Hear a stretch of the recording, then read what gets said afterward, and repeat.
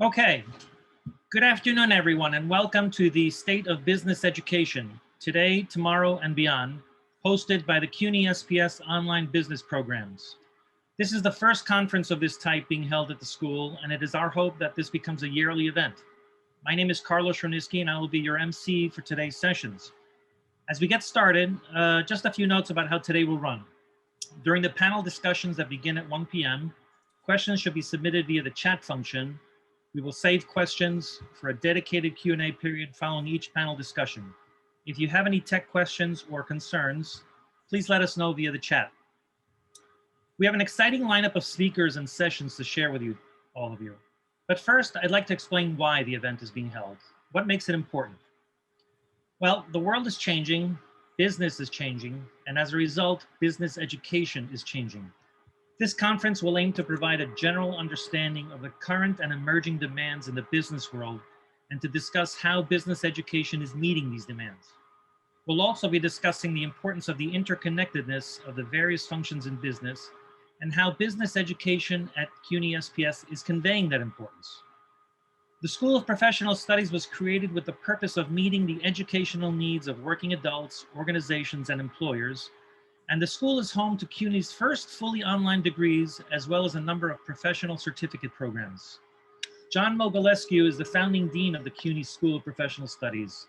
Under his innovation and leadership, CUNY SPS has become one of the university's fastest growing institutions and is ranked 16th in the nation by US News and World Report in its 2020 list of best online degree programs.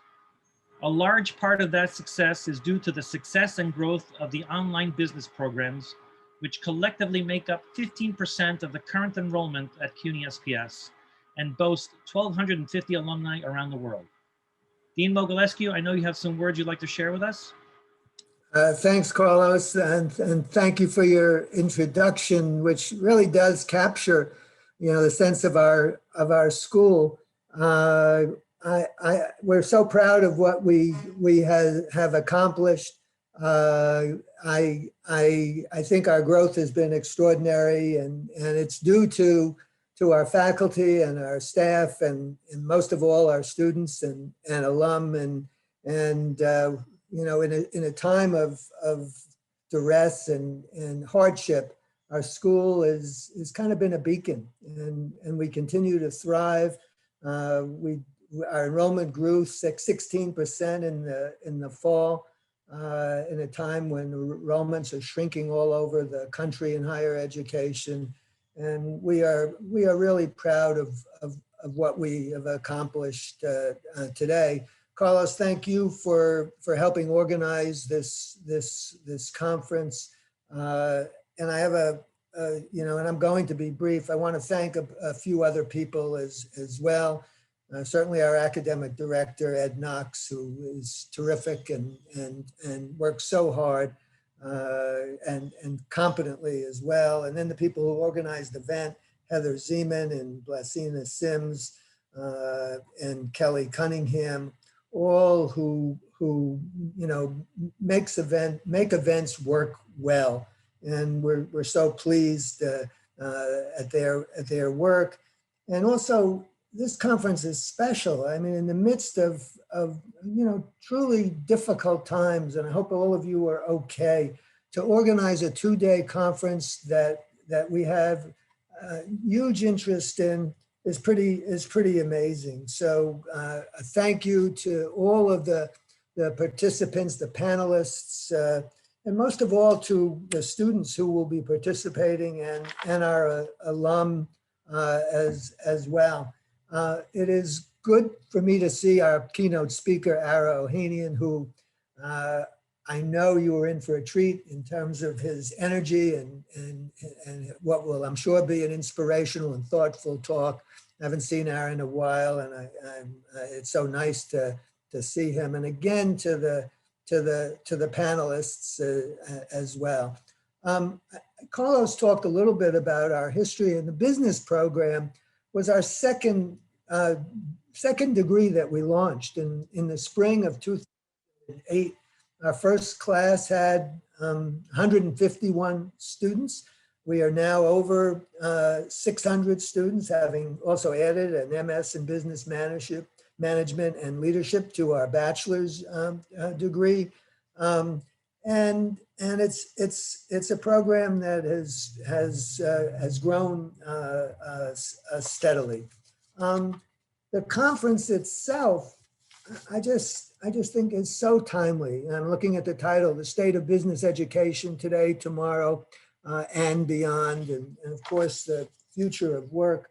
There is so much to think about, particularly in New York City, that has been so dramatically changed by COVID, and you know, and a changing world as well. But while we're not flat on our backs as a city right now, we have a long recovery to make, and one that will be inclusive and that will be, you know, appropriate and supportive of all of our residents, is not going to be simple to do.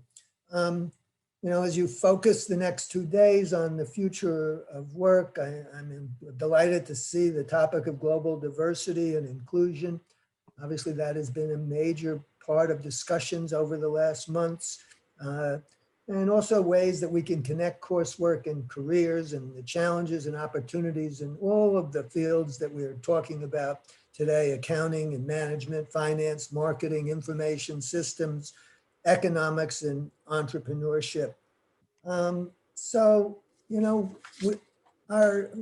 we have so many challenges, and the future is not, you know, what I think of as being precise. I mean, it is complicated, and we're going to have to figure out together, you know, how we can thrive as a school, as a business program, and also what we can do to help the city recover from truly terrible times. So I welcome you. I thank all our participants. I admire all of you for what you do every day. I welcome our students and look forward to an invigorating, really inspiring 2 days. So thanks very much. Appreciate it. Thank you, Dean Mogilescu. Next, I'd like to introduce Dr. George Adi. In his role as Senior Associate Dean for Academic Affairs, Dr. Adi is the Chief Academic Officer with oversight over all curriculum at SPS. He has been involved with the online business program since its inception and has been very instrumental in its continuing success. Dr. Adi, would you like to say a few words? Certainly. Thanks, Carlos. As the Dean has noted, the BS in Business was launched in 2008. And 2008 was actually the year that I became the first Chief Academic Officer of the School of Professional Studies, something I still am. But it was an important year for much more important reasons. Some of us may remember it was the year that Barack Obama was elected president. It was also the year when the recession was confirmed and renamed the Great Recession. A lot of people in this conference know that recessions very bad for the economy are frequently good for college enrollments, especially in business. And I remember the impact it had on the launch of our BS in Business, and a year later in 2009, the MS in Business Management and Leadership. This is a roundabout way of saying, because you no doubt know what's going on now, what an important time it is, how apt and timely it is to have this conference now.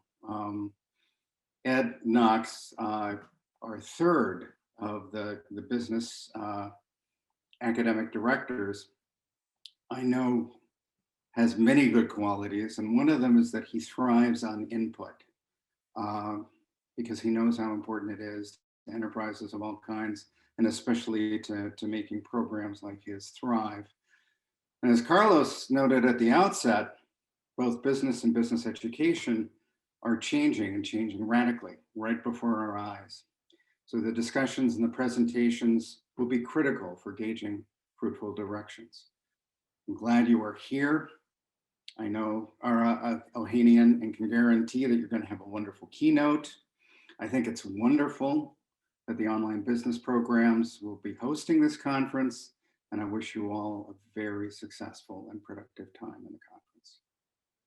Thanks. Thank you, Dr. Adi. And now I'd like to introduce Dr. Edwin Knox, who is Associate Professor and Academic Director for the Online Business Programs at SPS. Dr. Knox's experience covers 25 years as an accomplished educator, administrator, business practitioner, and entrepreneur. Dr. Knox, would you like to say a few words?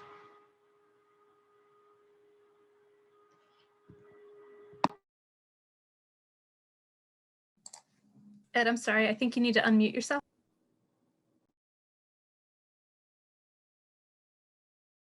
Okay, there we are. Thank you. Let me begin again, and I want to start with a thank you to Dean Mogilescu and to Dr. Adi for their warm greetings. Thank you, Carlos, for your leadership and collaboration with SPS Business Faculty and our industry partners to bring this conference to fruition. I want to thank all of the panelists. Let me say good afternoon and welcome to each of you for joining us for the conference. Over the next 2 days, we will discuss the future of the national and global workforce and roles that business education and business leaders play in building a talent pool for the operation, growth, sustainability, and competitiveness of organizations that drive economies. Businesses are influenced by several ever-changing external forces, intricately linked, simultaneously impacting one another.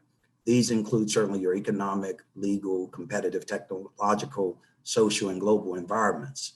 Thus, those actively engaged in management and leadership of organizations must possess the knowledge, skills, and abilities to understand these environments and immediately react to reduce any adverse impact or take advantage of positive changes for their organizations. Since the 1880s, business education has played a significant role in developing graduates with the requisite talents for the labor pool. Business education specifically aims to address the factors influencing the external economic environment, providing the marketplace with qualified workers with a clear understanding of economics, management, accounting, marketing, finance, information systems, and laws that impact how organizations are strategically managed and led. These areas of knowledge normally serve as the basis of our business programs. There are often questions of how effective business programs have been in this effort. These questions come mainly from industry leaders, not consulted on frequent enough basis to ensure that the education is aligned with the needs of the industry, which are often changing in response to the aforementioned fluid external environments. Thus, therefore, it is imperative that education and business work closely together to ensure graduates are adequately prepared to enter the workforce. This inaugural business conference starts these discussions. It is the foundation of our work at SPS and future collaborations with industry counterparts on behalf of our students and graduates. With that, let's get started. It is my pleasure to introduce today's keynote speaker, who is my industry partner and friend, Mr. Ara Ohanian. Ara is a seasoned tech CEO and serial entrepreneur. He has founded and grown multiple companies into category leaders. His first startup was acquired by Deloitte. The next was acquired by Infor. Subsequently, as the Senior Vice President and GE for Infor, Ara led Infor's global ERP statutory compliance and learning technologies business. In January 2020, as the CEO of Systech International, a supply chain security leader, Ara led the merger of Systech into Dover Corporation, a $10 billion New York Stock Exchange listed company. In addition to leading thousands of employees in over 91 global markets, Ara has led the innovation of multiple technology platforms. He is the recipient of a US patent for a system and method for creating individualized courses of instructions for e-learning. Ara is currently a board member of GE's spinoff, which drives digital transformation for multinational intra-company billing management. Ara is a graduate of Baruch with a BA in communications. He is a self-branded lifelong learner with a passion for neuroscience research. He is also the chair of the advisory board for business. And with that, I introduce to you all, Mr. Ara Ohanian. Edwin, thank you so much. Between all the things you said, I'm afraid I'm going to disappoint many and raising the bar. But first, I wanted to thank, first of all, Carlos for having been the key person to pull this together from where I've seen there. Thank you. And you made it easy for one to participate. Also, Heather, making sure that everything works. And cut a couple of typos on my slides that I hope I've corrected all of them. So thank you. And of course, Dean Mogilescu for leading the forward thinking of the institution with Dr. Rodi's vision and leadership that he provides. So I'm really happy to be here. It's fun to be here. One of the things maybe to start with, I was asked to share what I believe, based on experience, is changing in the demands of the skill sets with which companies are not only employing people, but then also what kind of individuals become best at being promoted. And so opinions and experiences, I have a lot, but it's never enough. And also one of the things that I'm hoping not to do is not to be in any way prescriptive, and instead to be a catalyst for conversation, hopefully by bringing some ideas that your next 24 hours, 48 hours could be richer just by asking the right questions. In order to make sure that that was not too self-focused in terms of experience, I always tell my executives whenever they go back to experience, I say experience is not what I'm most interested in. It's ideas and the ability to question our assumptions that I think we should really be focused on.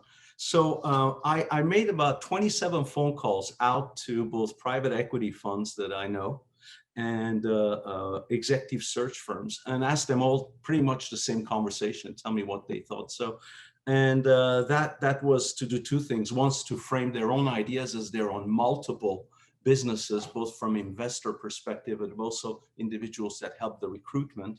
But at the same time, also it frames what we want to discuss into something that would be concrete that hopefully we could use. I also, in addition to that, I decided to do a little bit of research, and I found out that McKinsey has some terrific research done on the subject of the future workplace and how certain dynamics are affecting it. I have on the, I think that Heather was going to post in the chat area the sources that have influenced some of the discussion. I'm not taking you through this research paper. It's not be too long a presentation, but you have access to those, and I'll have them at the end of my slides that I'll share through Heather with everyone. The other thing also, I looked at some Accenture broad research on the subject as well, so that it was possible to get different sources. So with that, let me share my screen. And I will double check to make sure that everyone can see it in slideshow mode. So it should be right. Okay, good. So what really we're focusing on discussing today is how are changing dynamics in the industry influencing us as those who try to rear and educate people. Me, not from an educator's perspective, but as one that often supports educators with real world examples, but all of you and then the student body, because it's incredible how much we can learn from those who are learning. I find out I learn more from students often than from teachers myself when I participate in an event. And in terms of, and with that, we want to talk, are there special skills that we should be focusing on regardless of what subject matter we teach. So the two areas, there are two drivers that I really want to focus us on. There are many more drivers, and I decided not to take a tremendous number of them because I think that there are two that are really making an impact and we need to think of. One is digital transformation, and the second one is artificial intelligence and automation. And I've deliberately separated those two and not used only one word for both, and you'll see why. So when you look at digital transformation and as one of that impacts the levels of digital, the first part, and we're seeing that's been happening really for the past 20 years in some industries 15 years ago they started, some of them are starting very late. So for instance, if you look at large construction industries and management of facilities and so on, they've been very analog. But most of those organizations are realizing these businesses, they need to get digital. And as we could see with a COVID world and possibly other pandemics that one has to be prepared for in the future, that is happening and we're in the middle of it. The other part is going from digital to automation. And here there's a little bit, even when a company goes digital, often what's happening is that the digital systems that we use are not necessarily interconnected very well. A little bit like sometimes we think of our government, where we look at different parts of the government do great work, but they don't communicate well enough, and we try to improve that as a nation. But the same thing happens inside of companies, where we have excellent point solutions with digitized systems, whether one is accounting, one is human resource, or so on, but the turning them into a single integrated platform that normalizes the data that it collects is something that many companies haven't done and they're trying to do. And that's where automation comes about, because when you can cross all of these different data from one activity to the other, you could start thinking, can we automate certain things? And in there, I just wanted to read you just a short paragraph that according to an Accenture survey, managers spend approximately 54% of their time on administrative tasks, tasks as simple sometimes as scheduling, coordinating. But as automation is moving into the workplace, and then we'll talk a little bit more also about AI, but automation even before putting main AI into it, leaders are able to redirect their attention to more complex and high-level responsibilities, such as employee development, the key, innovative thinking. Dean Moglesco mentioned one word that I think is huge for us. Things are becoming not more predictable, but they're going faster and they're becoming less predictable. So the concept of a black swan that can hit us either positively or negatively is something that is becoming more real every day. So, and as a result, we need to require a shift in the skills needed to future-proof leadership roles. And at the end of the day, when we think about it, students, they're future leaders. So we should be thinking of present leaders, how we turn them into leaders while they're learning from us. And the third area is automation and AI. And this is actually, as we'll see, as we talk about some of the skills, it also introduces an entire new area we hadn't thought of, which is the ethics of business, not in terms of are we being fair pricing, do we have an anti-corruption act, but are we really building automation and system for inclusion? There's a book called, brought it here just in case, called The Big Nine. And the Big Nine basically takes three companies in China and then what we call the G Mafia. Google starts with Google, ends with Apple, and looks at all the work they're doing in AI and how it's impacting not only our workplace, but obviously our society. Well, it's interesting when you start looking at that in AI, the majority of those that are making those decisions are males. They're somewhere between 25 and 40. Most of them are white, some of them are Asian, but women older people, different ethnicities aren't really represented. So these are kind of things also we need to start thinking of. So how should you evolve our teaching content to really start taking, paying attention to this? Rome wasn't built in one day, and it's true, we may not be able to overnight change everything, but there's certain things we can do if we become structured that I think you will see can influence the way we teach something. And I think here there's one of the things I'd like to say.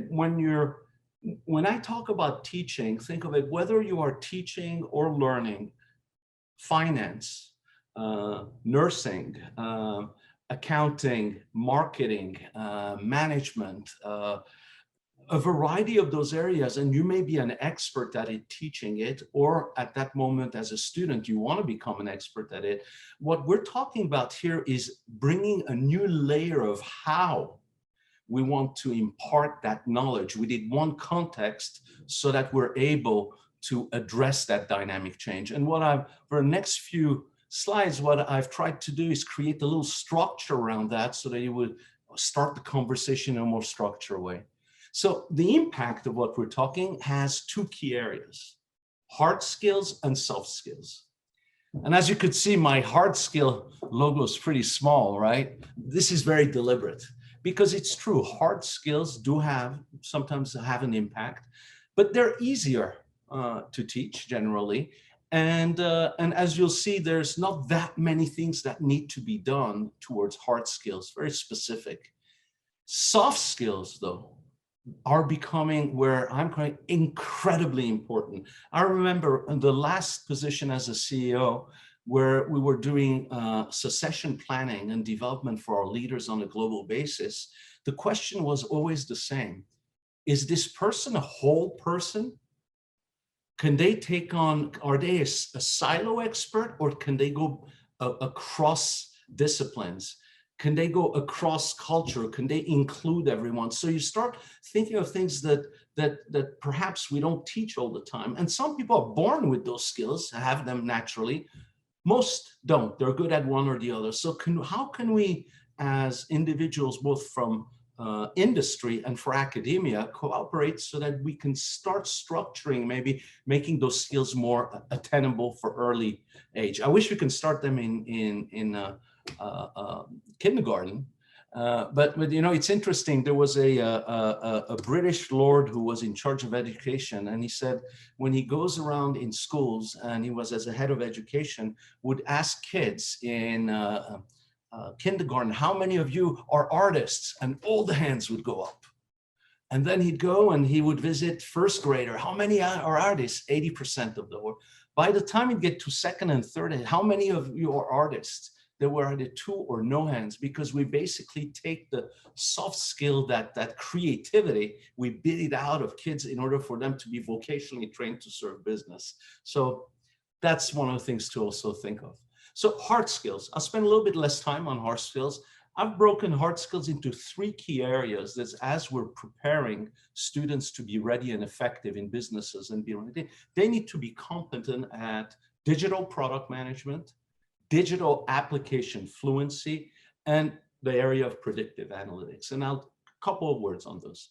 Digital product management, as we're moving from digital products into integrated digital products, where now you can actually have some automation, the management of products becomes different, because it's not just managing 4 or 5 product lines. You need to think of the holistic solution that those different platforms or tools are bringing. And then you need to say, what's that total benefit? And unless you have this broad view of what the end result is, instead of managing an overall platform of different tools, you will manage tools. So the analogy of, let's not look at just trees. It's okay, you know, we can't just prune trees. We need to think what the garden's going to look like in its totality. So that's why digital product management is something we need to evolve and bring that thinking early. The second part is digital application fluency. Obviously, that changes all the time and quickly. So for instance, ask yourself, how many of us are really good at Google Analytics, or really are fluent at it? I would say that any of us that is not at least has basic fluency in Google Analytics is going to be missing a lot of opportunities and capabilities, because as we're looking at the flow of opportunity from consumer into the businesses without that tool, for instance, you're going blind. So there are other applications. I won't go into them today, but that's an example of them. And finally, predictive analytics. As automation is happening, also what we need to make sure is that we understand where this data is going. It predicts behavior, it predicts risk, and it's not enough for me just to study marketing and finance. So I need to start thinking totally, when we look at those, what are kind of data that I should know to read, look out for? So as teachers, I think we want to bring that into that. So that was for hard skill. That was that little one. So Carlos, if I go too long, give me a hand signal so that, because the second part is a little bit more intricate. Now let's go into that big soft skill. This is where as I was interviewing individuals I've worked with and reading some of the research, there's a lot of different areas and some of them overlap. But one of the questions, how do we embed the appropriate soft skills in learning activities? Now, I was very lucky because Ed Knox arranged for me to be trained in using asynchronous teaching. And in fact, I passed the course with Blackboard, and then I did my assignments and how to bring elements of learning activities that really engage. And at the tail end of it, I told Edward, I said, I'm not good enough to do this. I can work subject, but that's not something I can do. But it really made me think that it's not just about teaching what I know. It's about putting and framing it within kind of skill sets that are important to develop. And I think that's where, oops, sorry. So let's look at those. Sorry, my screen, let me move this box. Let me X this out. Okay, sorry, my screen was covered because I'm a co-presenter. Is that, I apologize. Okay, back. So everything starts with having a vision. And one of the things we're seeing when we talk to companies is as goal setting is just so critical. And we could be the smartest person as one thing. I remember I had a friend that says, wow, he said, I can count anything. I can do any equation. He did nuclear physics, but he said, but I don't know how to get out of my brown paper bag. And so, being able to set those goals that become very specific, critical and creative thinking, those two things, how to tell a story as we move from siloed performance into more general management performance, how to engage people in a story. From there leads, we need to persuade a lot of individuals, because as we have more automation, more systems, our function as the human becomes to get other humans to get into a team, to get excited. So the ability to excite people, get them to want to follow and pursue something that they become passionate about, and from there, as a result, we need to think, are there things we can do to sort of perk emotional intelligence up? Some people, again, are born with it. They do it naturally. Some people, especially when you look sometimes in engineering, accounting, you could see that it may not be part of the original trait of a lot of individuals that have taken those areas. So they may need more help. And then there's one area of ethical judgment, which is very new in the way it needs to be thought of. But this is how automation, artificial intelligence, as referred to, is going to impact the role of the business person to make sure that we build a safe and fair environment forward. And all of these, obviously, they fall into the bucket of leadership. So we need to really train leaders. Let's quickly look at, whoops, why is it not advancing? Did I lose? Okay, it works like this. So in terms of, I mentioned, I'm trying to look at things where you could be using also as structure. So I thought, what are the key things we need to look at? Well, in goal setting, the important thing by the time somebody comes to a workplace is that they know how to set a goal that is specific. It is measurable. They need to think, how are we going to measure both quantitative and qualitative? That demand should be there. It needs to be time-based because we measure that against a specific time and the goals that we set. And it needs to have clear accountability, whether the accountability belongs just to the person who has the main goal and all of the sub goals that come out of that, that there's clear understanding, who do we give accountability to? So I was thinking about this one. If I was teaching a course, let's say if I was teaching pricing, how to price software in a competing market. So the specific, how do I market, not price, market software in a competing market? The specific, I would say, well, specific, am I trying to just grow in a white space, or am I trying to gain market share because it's a crowded space and the growth isn't there? So this would be specific. We need to measurable.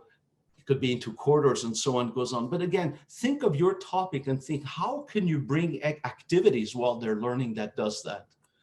The other area is, now, regardless of what you're teaching, again, there's a creative and a critical element that you want to foster and almost demand and engage the learner with.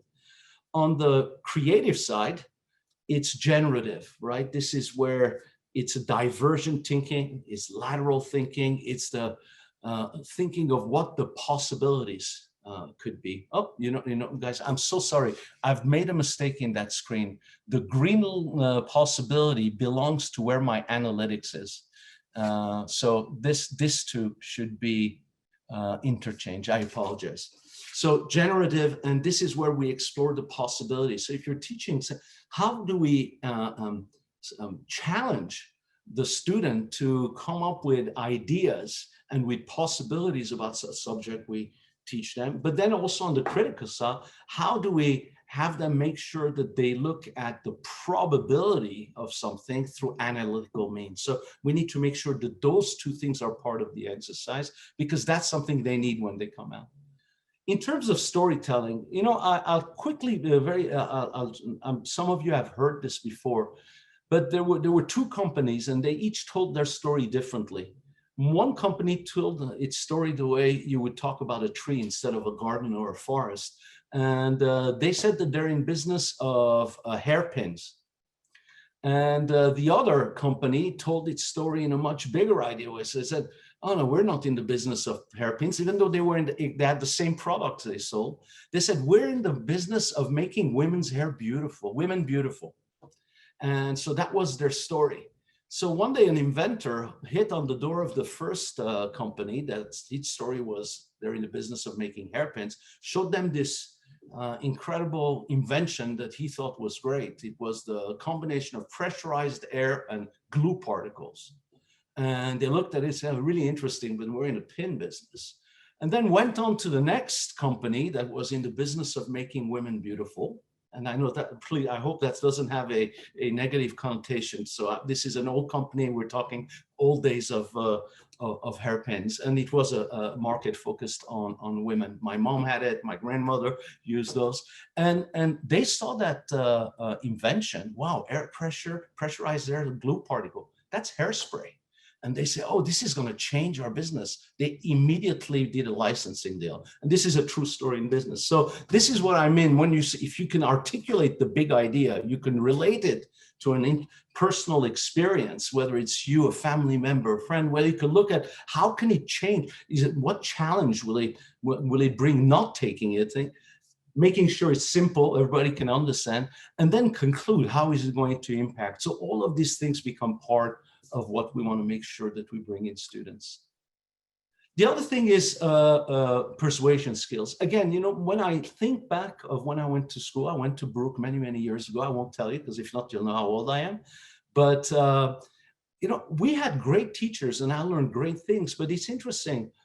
I don't remember taking each course where I also had to demonstrate that I can establish trust, listen actively, yes, but understand other people's purpose. No, I didn't need to always be candid. And as a result, when you start looking at this, I said, wow, I definitely actively listen. It was something that I was taught in some classes, but it wasn't part of everything. So as this is becoming more important, the reason it's becoming more important because as professional managers going in companies, increasingly the administrative tasks are being taken by automation. Those who are not able to move to that next level of being leaders and being able to harness the power of people and energy and belief are going to be left behind. This requires obviously development of emotional IQ. So I think there's two parts of this. I think one of the thing is, should every business curriculum not have at least one course that really starts talking people, making people aware of that, be self-aware, being able not only to have empathy, but to know how to exercise that empathy, having social skills to be able to put people in an organization within contexts where there's diversity and inclusion. And, you know, I always think it's true. One of the horrible things and beautiful things about business is it's not a democracy. So when you're managing something, you can make quick decisions. But as those who are developing people to go in business, I think it's our responsibility to make sure that we bring a certain level of democratic process, because if not, we won't get the best out of it. And teams that don't unify and include different thinking, contrarian thinking, diversity of thought, culture, and all these things, it's not to do it because it's just the right thing to do. It's good business. You get more creativity and more results. So there's it's important to bring that in.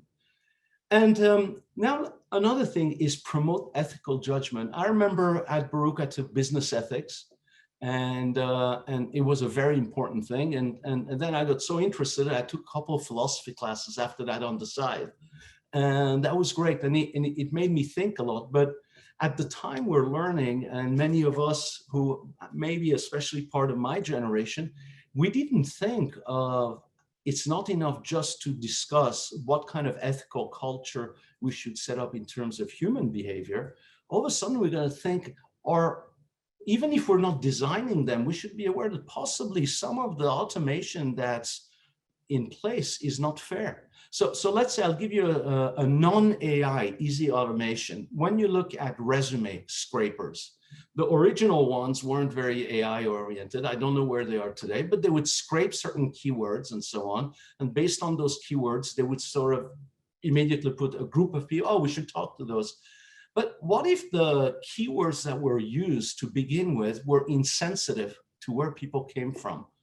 Their background, their ethnicity, their experiences, and so on, their gender, whether they had any kind of physical disability they need to overcome, and all these things. So all of a sudden you start saying, well, we may be automating some of these processes, but as managers and leaders that we want to create and promote, we want them to ask questions. Is it done in the right way? Is it done ethically? And as we move into AI even more, because as I mentioned early on, you have a very small group of people who are deciding the future of a lot of the world today. And they're in 9 companies. And I'll send the information on this book for anybody who's interested in running. But 9 companies and people within it are making decisions that's going to impact the future of all of our lives. And so we need to start becoming vocal and be part of that ethical discussion. So if you look at all of the things we discussed, they really break into 3 areas. One part, I think, when we look at managers that we employ and those that hopefully have already been educated that way, we want a person that's the whole person. We don't want accountants, finance people, marketing people, management people.